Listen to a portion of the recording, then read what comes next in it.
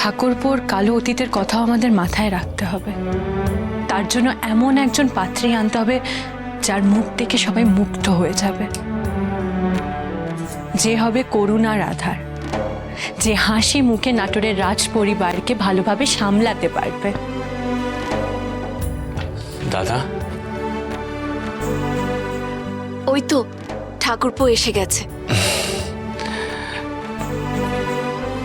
দাদা তুমি আমায় ডেকে পাঠিয়েছিলে? যার জন্য আমাদের এত পরিকল্পনা তাকে না জানালে হয় কি করে ছোট বৌমা? হ্যাঁ বড় ঠাকুর, ঠাকুরপো হ্যাঁ বউটা, একবার এদিকে এসো। এসো বসো বসো, এখানে বসো। এবার দেখো তো একে পছন্দ নাকি একে পছন্দ, নাকি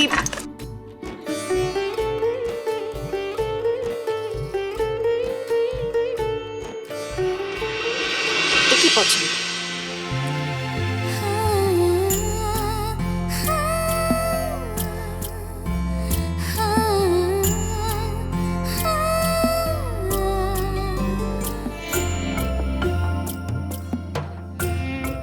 দাদা এসব এসব কি? এসবের অর্থ কি?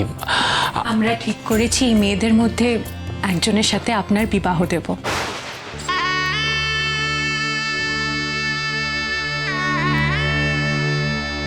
বিবাহ? আমার আমার বিবাহ? কি রে বীরেন, চুপ করে থাকলে চলবে? তোর মতামত তো জানতে হবে নাকি? তুমি আমার অগ্রজ, তুমি আমার জন্য যেটা ভালো বুঝবে সেটাই করবে। এতে এতে আমার মতামতের কি প্রয়োজন? আমি আসি দাদা।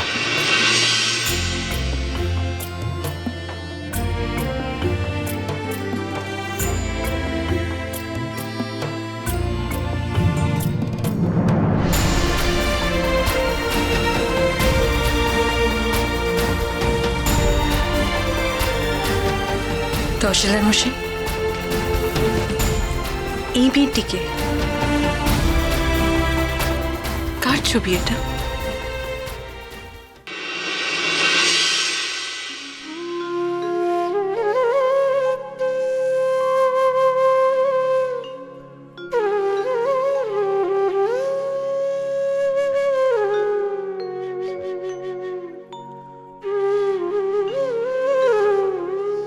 ওই শ্যামা বামাকে তনু দলিতাঞ্জন শরদ সুধা কর মণ্ডল বদনী রে, কুন্তল বিগলিত শোণিত শোভিত তড়িত জড়িত নবঘন ঝলকে ওই শ্যামা বামাকে।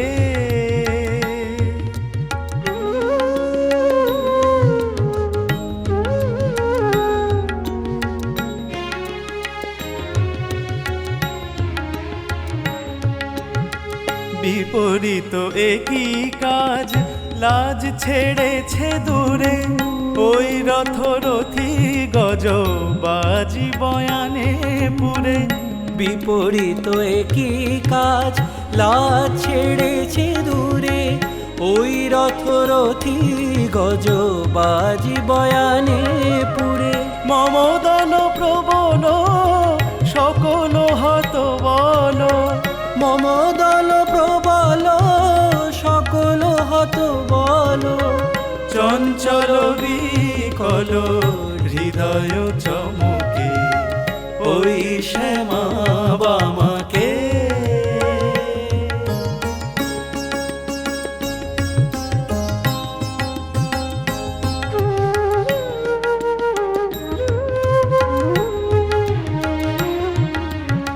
প্রচণ্ড প্রতাপ রাশি মৃত্যু রূপিণী কামরি পদে কেমন কামিনী, প্রচণ্ড প্রতাপ রাশি মৃত্যু রূপিণী, ওই কামরি পদে এ কেমন কামিনী।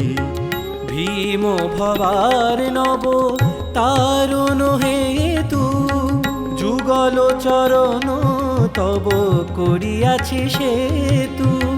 ভীম ভবার নব তারণ হেতু, যুগল চরণ তব করিয়াছি সেতু।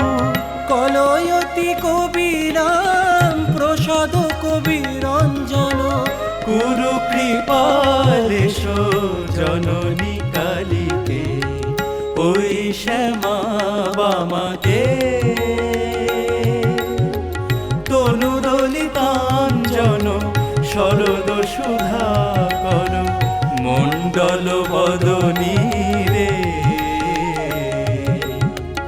ওই শ্যামা বামাকে।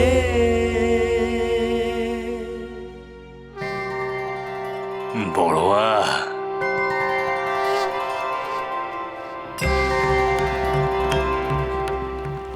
এই দাঁড়া বড়ুয়া, এই দাঁড়া, এই দাঁড়া। কিরে ভাই, ভালো আছিস তো? এতকাল পর এলি, তোর এই অভাগা দাদাটার কথা বুঝি তোর মনে পড়ে না? হ্যাঁ, কতদিন তোদের কারোর সাথে দেখা হয়নি রে। আরে বাড়িতে সবাই ভালো আছে? তোর স্ত্রী সন্তানেরা সকলে ভালো আছে তো? আমরা সকলে খুব ভালো আছি দাদা। তুই কেমন আছিস? তোর দয়ায় আর মা তারার কৃপায় আমাদের সংসারে আর কোনো অভাব অনটন নেই রে দাদা। বাহ বাহ বাহ বাহ, বেশ বেশ বেশ। আমার বড় মা তোদের মঙ্গল করুক রে, মঙ্গল করুক রে। দাদা রে, এই এতগুলো দিন, এতগুলো বছর তোকে না দেখতে পেয়ে যে আমি কিভাবে ছিলাম তা কোথায় মা তারাই জানেন। তোর কথা মনে পড়লেও তারাপীঠে এসে যে একবার দেখা করব সেই উপায়টাও তো ছিল না। যে অরাজকতাটা চললো তারাপীঠে এত বছর ধরে। জানি জানি রে রাম, আমি সব জানি। তবে এখন আর আগের মতো নেই। পরিবর্তন, অনেক পরিবর্তন ঘটেছে। আমার বড় মার কৃপায় তারাপীঠ আবার আগের মতন হয়ে উঠেছে রে। জয় তারা, জয় তারা। তা হ্যাঁ রে রাম, হঠাৎ এতদিন পরে এলি যে, কিছু ঘটেছে? তোর আগমনের কারণ কি? দাদা, আজ তোকে একটা বিশেষ সংবাদ দিতে এসেছি। আগামী শনিবার আমাদের আটলাতে বড় করে রটন্তী কালী পুজোর আয়োজন করা হয়েছে। সেখানে নাম গানেরও আয়োজন করা হয়েছে। বাহ বাহ বাহ, রটন্তী কালী পুজো, বেশ বেশ বেশ। বলছি দাদা, তোকে সেখানে একটিবার হলেও কিন্তু যেতে হবে। অনন্ত প্রসাদ মশাই আসছেন গান গাইতে।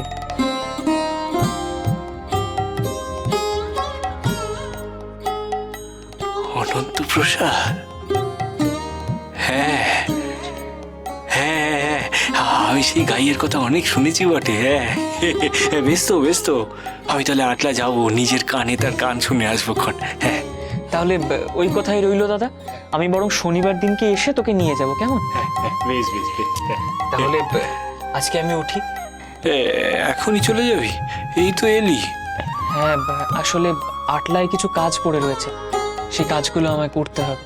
ও বেশ বেশ, হায় আসি। এই এই দেখো দেখো, থাক থাক, আমি তোকে এমনি প্রাণ ভরে আশীর্বাদ করছি রে ভাই। হায় হায়, দেখি আসলাম। এই তারা, এই তারা।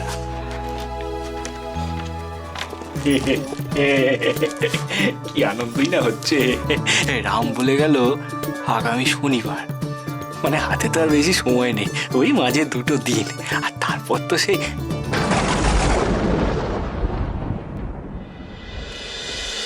মহাপী